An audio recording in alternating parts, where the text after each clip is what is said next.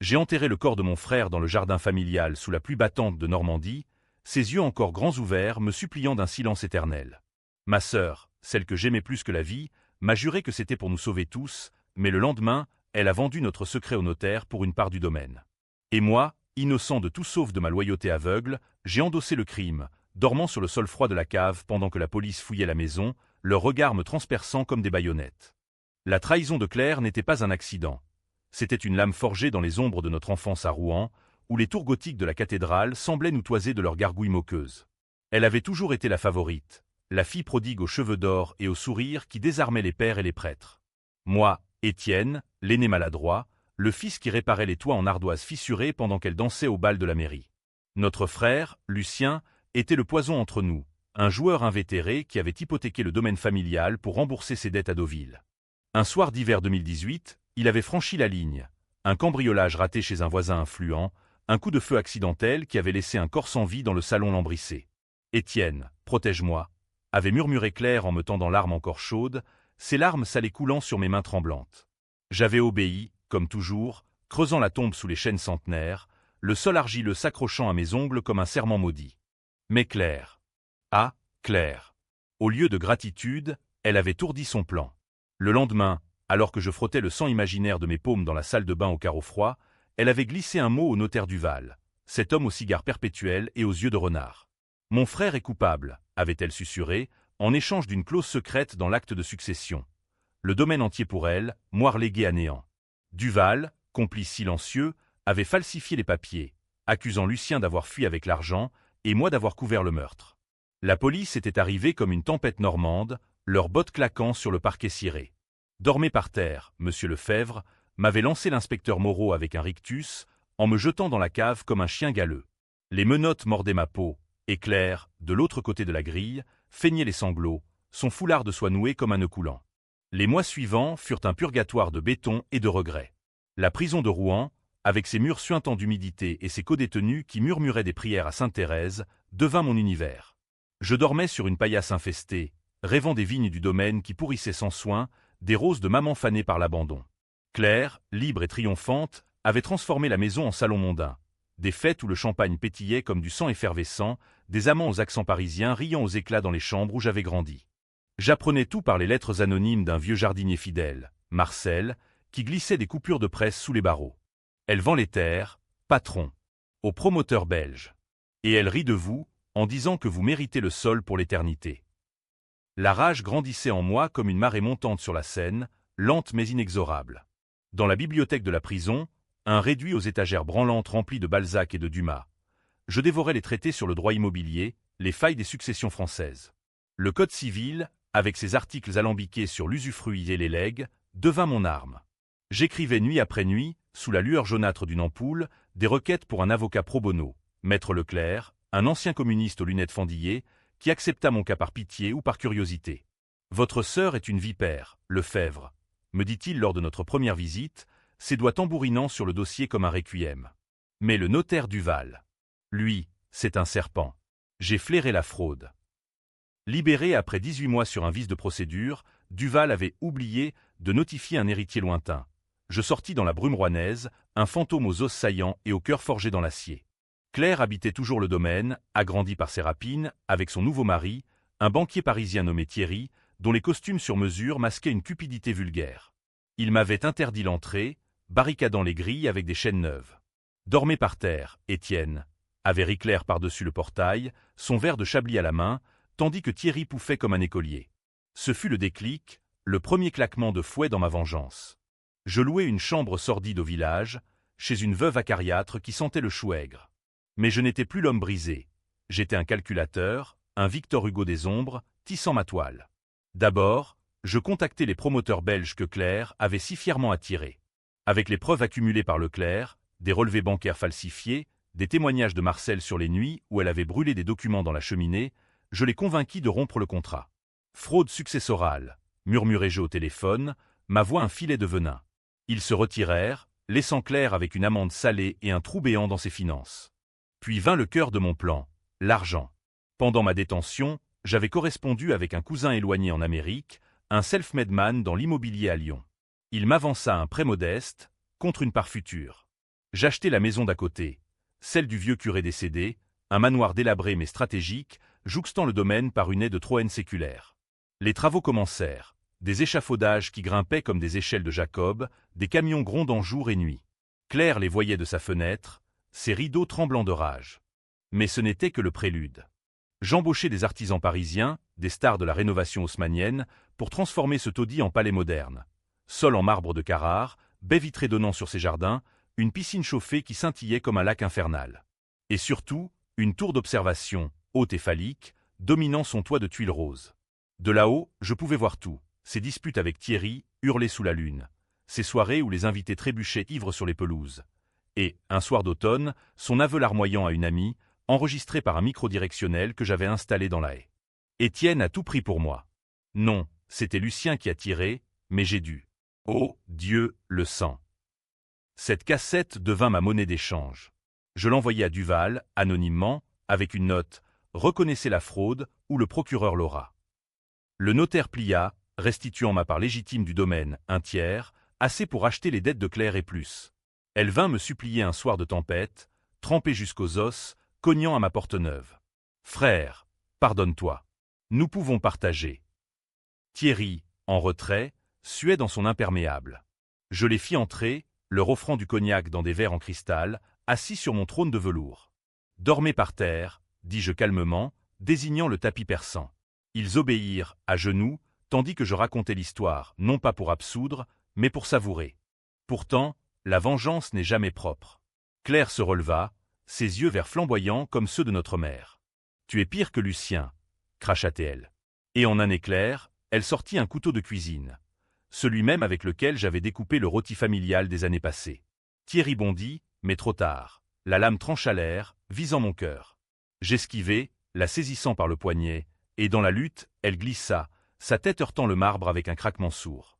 Du sang, encore du sang, s'étalant comme une fresque macabre. Thierry hurla, appelant les gendarmes, mais je sus déjà. Twist du destin, elle vivait, juste assommée, et son récit inverserait tout. Étienne m'a attaqué. Il veut le domaine entier. Le procès fut un cirque rouennais, les journaux titrant sur le fratricide revenant. Claire, plâtrée mais théâtrale, jurait ma folie.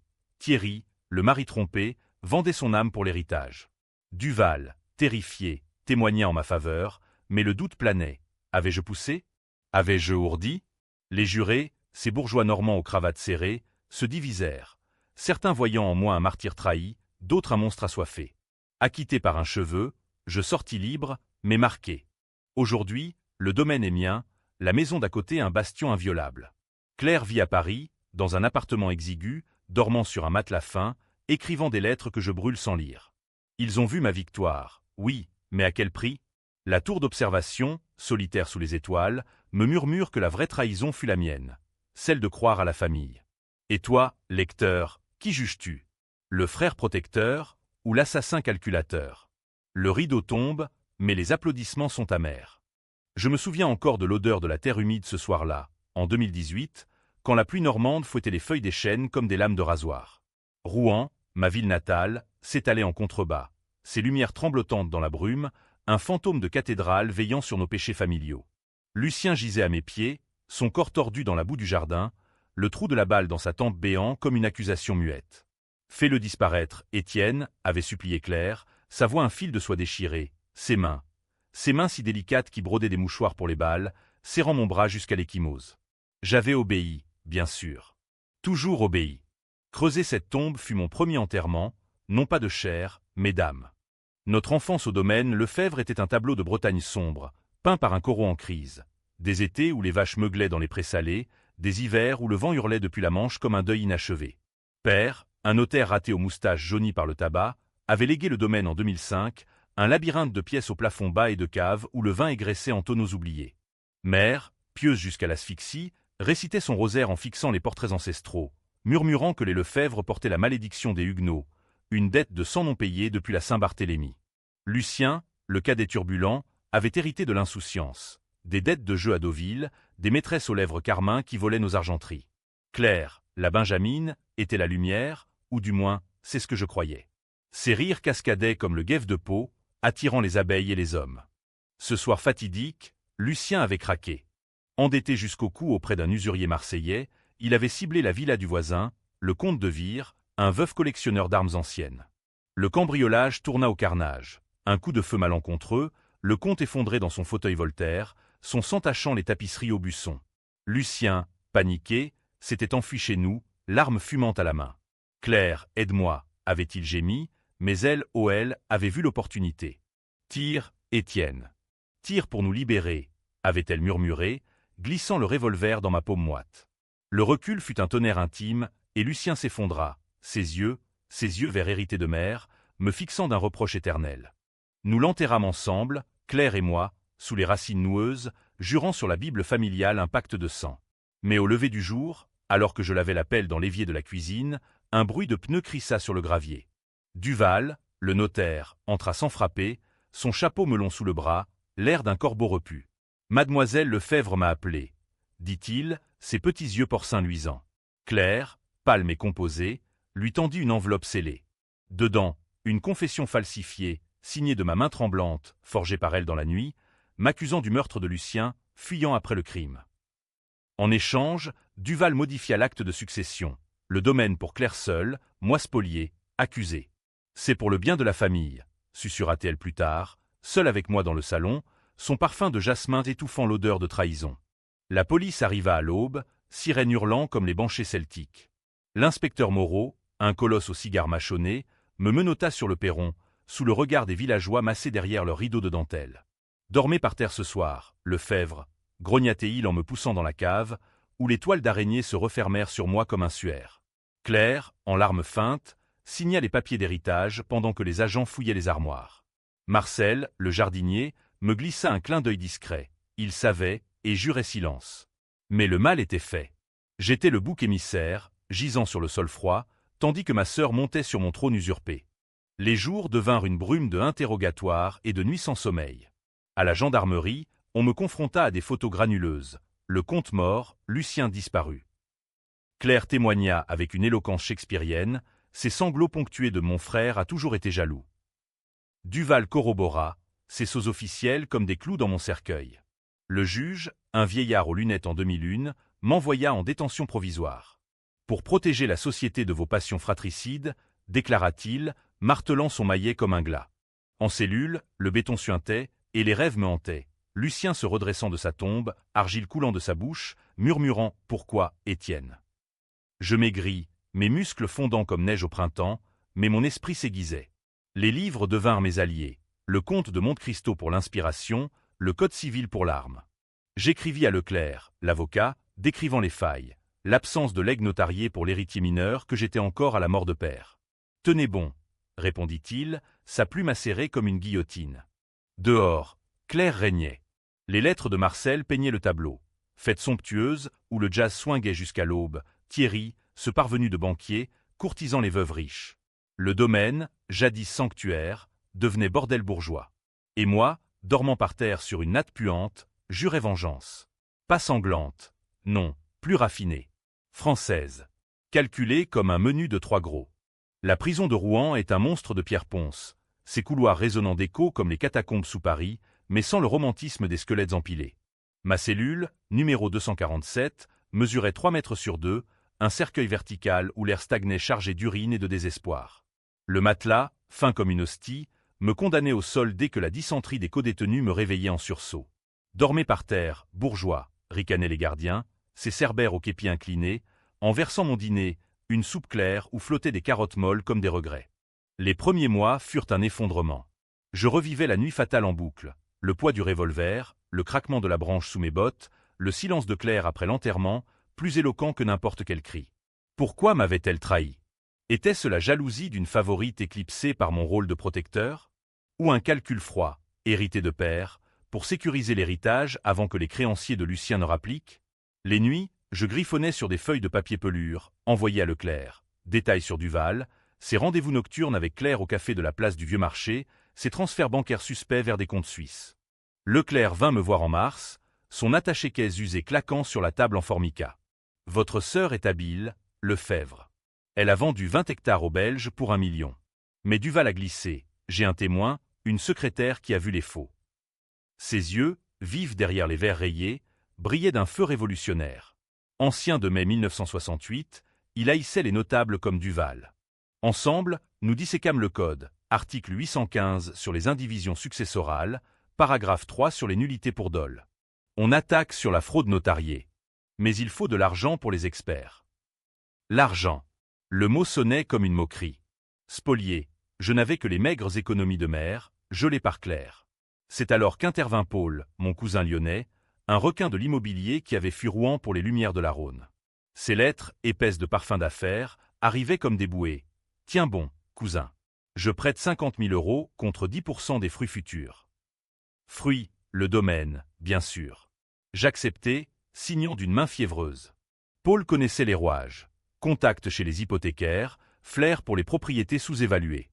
Libéré en juillet 2020 sur vice de forme, Duval avait omis un avis à un cousin éloigné. Je sortis dans une Normandie étouffante, l'ozone annonçant l'orage. Claire m'attendait aux grilles du domaine, flanquée de Thierry, son mari depuis 6 mois, un bellathrode blanchi au peroxyde. « Frère, rentrons », minaudatait-elle, mais ses yeux trahissaient la peur. « Non », répondis-je, ma voix rauque de silence carcéral. Le sol me suffit. Ils rirent, nerveux, et verrouillèrent les grilles. Dormir par terre? Je le fis, littéralement, sous un chêne du parc public, observant leurs lumières s'allumer comme des yeux accusateurs. Le lendemain, j'achetai la maison du curé, la cure perdue, un manoir gothique effritant, adjacent au domaine par une muraille effondrée. Prix 80 000 €, payé cash grâce à Paul. Les travaux démarrèrent, démolition bruyante à l'aube, camions-bennes rugissant sous leurs fenêtres. Claire protestait auprès de la mairie, alléguant nuisance, mais le permis était en règle. Je supervisais, en salopette tachée, un sourire carnassier aux lèvres. La tour fut le clou, 15 mètres de verre et d'acier, dominant leur cheminée comme un doigt d'honneur architectural. Marcel me tint informé. Claire, stressée, buvait trop, ses disputes avec Thierry escaladant en porcelaine brisée. Elle regrette, patron, mais trop tard. Je hochai la tête, installant des caméras discrètes dans la haie, légale, prétextant la sécurité des travaux. Les enregistrements capturèrent tout, Claire confessant à une amie, Étienne apportait le chapeau pour Lucien. C'était moi qui ai visé, mais il était faible. La cassette. Mon as dans la manche. Je l'envoyai à Duval par coursier anonyme, confessé, ou le parquet. Le notaire plia en 48 heures, restituant ma part, 300 000 € en liquidité, plus usufruit sur les vignes. Claire hurla au scandale, mais les fonds séchèrent ses dettes. La maison voisine s'élevait, mur par mur. Salon avec cheminée en pierre de Caen, bibliothèque tapissée de velours vert, où je rangeais mes Dumas comme des trophées. Pourtant, les ombres s'allongeaient. Une nuit, un appel anonyme. Thierry, sa voix pâteuse, laisse-nous tranquilles ou on déterre le passé. Le passé. Lucien. La tombe. Je transpirais, mais ripostais. Un avocat pour geler leur compte, prétextant litige familial. Claire frappa à ma porte une semaine plus tard, seule, son manteau de cachemire trempé. Partageons, Étienne. Pour maman. Je la fis entrer, lui servant du thé brûlant. Dormez par terre, dis-je doucement, indiquant le tapis. Elle s'agenouilla, suppliante, et je vis la fêlure, la vipère blessée. L'ascension de ma maison fut un ballet cruel, chorégraphié au son des marteaux-piqueurs qui vibraient jusqu'aux os de Claire. À l'automne 2020, la cure perdue renaissait, façade restaurée en crépi-ocre, fenêtres à meneaux scintillants comme des yeux moqueurs. J'embauchai des Lyonnais, des artisans aux mains calleuses qui transformaient le chaos en luxe haussmannien. Parquet en chêne ciré, lustre en cristal de baccarat pendu comme des glaives. La piscine, creusée dans l'ancienne chapelle, miroitait d'un bleu azur, un lac artificiel où je nageais nu sous les étoiles, sachant que leurs rideaux s'écartaient furtivement. Claire observait, rongeait. Ces fêtes, jadis éclatantes, s'essoufflaient, invités murmurant sur le frère fou d'à côté, champagne éventé dans des flûtes sales. Thierry, ce rat de banque, tentait des contre-attaques, plainte pour tapage, pétition au conseil municipal. Mais j'étais prêt. Paul, mon mécène, envoya un lobbyiste parisien qui noya les doléances dans des paperasses. « C'est la France, cousin », rit-il au téléphone. L'argent achète le silence, le reste la guillotine. Le vrai coup vint des vignes. Le domaine abritait un clos de cidre renommé, mais Claire, ignorante de l'œnologie, avait négligé les greffes. J'achetai les contrats d'export avec mes fonds restitués, détournant les acheteurs anglais vers mes cuves neuves. Résultat, ces barriques moisirent, tandis que mon premier millésime, Vengeance normande, se vendit à prix d'or à Londres. Elle le sut par le Rouen libre, titre en gras, l'héritier revenant triomphe sur le cidre. Ce soir-là, les caméras capturèrent une scène théâtrale. Claire fracassant une bouteille contre le mur, hurlant « Salaud !» Ils nous volent tout. Thierry la retenant, les veines saillantes. Je savourais de ma tour, un verre de mon nectar à la main, le vent salin fouettant mon visage. La vue était divine. Leur jardin en friche, les roses de mer étouffées par les mauvaises herbes, la fenêtre de leur chambre où des ombres s'agitaient en querelle. C'était du Racine pur, la jalousie comme poison lent, la trahison retournée comme un gant. Mais la hue sombre pointait, des migraines me prenaient, vestiges de la prison, et des cauchemars où Lucien rampait hors de terre, ses ongles griffant mon lit. Noël approcha, neige saupoudrant les toits comme du sucre impie. Claire organisa un bal, invitant la crème rouennaise pour masquer sa déchéance. J'y allais incognito, en smoking emprunté, glissant parmi les valses comme un spectre. Elle dansait avec Thierry, sa robe lamée d'or virevoltant, mais ses yeux verts, balayaient la salle, cherchant. Quand elle me vit, près du buffet, son verre trembla. « Étienne !» souffla-t-elle, attirant Thierry. « Que fais-tu ici ?»« Célébrer la famille, » répondis-je, levant ma flûte. « À ta santé, sœur. Et à ton sol, quand tu y dormiras. » La nuit dégénéra. Ivre, Thierry me coinça dans les écuries, son haleine de cognac fétide. « Dégage, ou je révèle où est Lucien. » Mon cœur s'arrêta. Bluffait-il? Claire savait, mais lui? Je le plaquai contre une stalle, mon avant-bras sur sa gorge. « Parle, et tu dors par terre pour l'éternité. » Il glapit, se débattant, mais je le lâchai, le laissant pantelant. Dehors, la neige absorbait les cris. Le nouvel en marqua l'escalade. Duval, acculé, transféra les titres définitifs. Le domaine partagé à 50-50e, Claire ruinée par les pénalités. Elle vint me voir, flanquée d'un avocat minable, proposant un rachat. 200 000 € pour ta part. Je ris, offrant du porto dans mon salon lambrissé. Non, mais dors par terre ce soir, et on négocie. Elle refusa, partant en claquant la porte, mais je vis les fissures, ses mains tremblantes, son maquillage coulant. Les mois suivants, j'étendis mon emprise. Achat de terres adjacentes, un moulin à vent restauré en gîte locatif qui draine à ses touristes. Claire vendit des bijoux de famille pour payer les factures, son alliance avec Thierry craquelant, rumeur d'infidélité, de coups discrets. Mes caméras enregistraient tout. Une nuit, elle sanglotait seule. J'ai tué notre chance, Étienne. Pardonne-moi. La cassette s'allongea, mon arme nucléaire. Pourtant, la tension montait en moi comme une fièvre. Était-ce justice ou vengeance stérile? Marcel, vieilli, me conseilla « Laissez-la, patron. Le sol est froid pour tous. » Mais non. J'étais engagé, un Edmond Dantès normand, et le climax approchait, sanglant et inévitable. Le printemps 2021 apporta des bourgeons roses, mais pas de rédemption. Ma maison, achevée, était un joyau. Jardin à la française taillé au cordeau, fontaine murmurante évoquant Versailles en miniature. De la tour, je dominais le paysage, éclair. Elle maigrissait, ses fêtes réduites à des dîners solitaires, Thierry s'absentant pour affaires à Paris. Les villageois prenaient parti. Certains me saluaient comme un héros spolié, d'autres crachaient au passage, murmurant fratricide. La confrontation survint un soir de mai, orage grondant comme Thor en colère. Claire frappa à ma porte à minuit, trempée, son chemisier collant comme une seconde peau. « Étienne, écoute-moi. Thierry part. Il sait pour Lucien, tout. Aide-moi à le faire taire. » Ses yeux, rougis, imploraient. Je la fis entrer, allumant le feu dans la cheminée, l'air chargé de pain et de trahison. Assise sur le tapis, elle déballa. Thierry avait fouillé d'anciens dossiers, découvert la tombe approximative par des fouilles de jardiniers renvoyés. Il veut de l'argent, ou il parle. Mais toi, tu peux payer avec le domaine. Je ris, un rire sec comme craie. Payer pour ton silence? C'est moi qui ai payé, Claire. 18 mois sur le sol dur, pendant que tu dansais. Elle se leva, furieuse, arpentant la pièce aux ombres dansantes. Tu es hypocrite. C'est toi qui as tiré sur Lucien.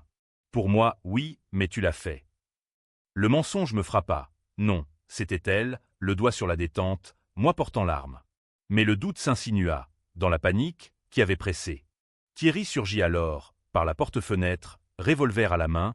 L'arme de Lucien? Assez de secrets, salope, grognatait-il, visant Claire. Elle hurla, se jetant derrière le sofa. Je bondis, le plaquant au sol, nos corps roulant sur le marbre froid. Le coup partit, éraflant mon épaule, sang chaud coulant. Dans la lutte, le couteau de cuisine, attrapé sur le buffet, scintilla. Claire, hystérique, le saisit, frappant sauvagement. « Pour nous !» cria-t-elle, mais la lame visa mal, entaillant Thierry au bras. Il riposta d'un coup de poing, l'envoyant valser contre le manteau de cheminée. Le craquement fut sinistre, son crâne heurtant la pierre, un filet écarlate serpentant sur le sol.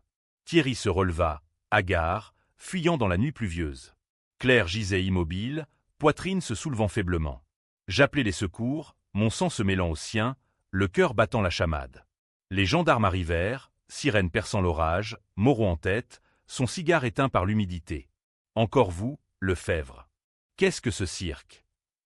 Claire survécut, commotion, hématome interne, mais son récit au commissariat fut un coup de théâtre. Étienne m'a attaqué.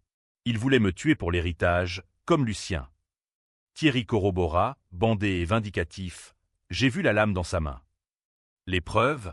Ma blessure auto-infligée, dirent-ils. Le couteau, mes empreintes partout. Duval, terrifié, hésita à témoigner. La presse s'emballa. Le vengeur sanglant, frère contre sœur dans un drame normaux. En garde à vue, je revis la cave. Sol froid, menottes mordantes. Leclerc accourut. C'est du bluff, mais serré. Elle a retourné la table. Les semaines suivantes, procès express. Claire, plâtré en martyr, pleurant sur le stand, il m'a toujours haï, depuis l'enfance. Témoin, villageois divisé, Marcel jurant ma bonté, un ancien codétenu ricanant ma rage. Le twist? Une expertise balistique. L'arme de Thierry était celle du comte, volée par Lucien, mais Claire l'avait gardée, cachée dans le grenier. Preuve de sa culpabilité originelle. Pourtant, les jurés hésitèrent. Légitime défense ou agression préméditée. La tension était palpable, salle bondée de curieux, flash crépitant comme orage. Mon plaidoyer, calme. J'ai porté ses péchés, endossé ses crimes. La vengeance? C'était survie. Claire, en larmes, murmura « Pardonnez-lui ». Mais trop tard. Calcul ou repentir? Le verdict tomba un matin de juin, soleil filtrant par les vitraux du palais de justice de Rouen, comme une moquerie divine. Acquitté, par 8 voix contre 4, les femmes du jury, touchées par mon sacrifice fraternel, l'emportèrent sur les hommes, suspicieux de ma fortune suspecte. Claire hurla, soutenue par Thierry, son bras en écharpe comme un drapeau blanc sali. « Injustice !» cria-t-elle, tandis que les flashs explosaient. Dehors, la foule scindée, applaudissements épars, huées sporadiques. J'étais libre, mais fracturé, l'épaule pansée sous mon manteau. Le twist final vint des tombes. Alerté par le procès, un archéologue amateur, mandaté par un tabloïd parisien, fouilla le jardin du domaine, sous mandat judiciaire. Sous les chênes, les racines livrèrent Lucien. Squelette blanchi, balle logée dans la tempe, ADN irréfutable. Claire s'effondra en direct télé, avouant tout, le meurtre du comte par Lucien, son tir fatal, ma complicité forcée, la fraude avec Duval. J'ai trahi Étienne pour survivre, sanglota-t-elle, menottée sur le perron familial. Thierry, complice passif, fut arrêté pour extorsion. Duval, ruiné, se suicida dans son bureau, cigare à la main. La France débattait. Étais-je victime ou monstre? Le Monde titrait « Tragédie grecque à la normande, fraternité ou filiation maudite ». Les éditos divisant, certains louant ma résilience, d'autres fustigeant ma vengeance impitoyable qui avait brisé une femme. Claire écopa de 15 ans, récusant tout pardon. Tu as gagné, mais perdu ton âme. Moi? J'héritais du tout, domaine, vigne, manoir adjacent. Mais la victoire goûtait le cendre. Aujourd'hui, décembre 2025, je vis seul à la cure perdue, la tour mon beffroi solitaire. Les vignes prospèrent, mon cidre exporté jusqu'à New York, mais les nuits, je dors par terre, sur le tapis persan taché, hanté par les yeux de Lucien. Marcel veille les jardins, murmurant « C'était justice, patron ». Paul appelle pour affaire, Claire écrit de sa cellule. Lettre que je lis, puis brûle. La maison d'à côté, vide, vendue à un couple anglais ignorant l'histoire. Et toi, lecteur, qui es-tu dans ce drame?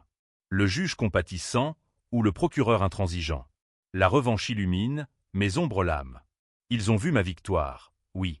Mais le sol, froid et éternel, nous attend tous.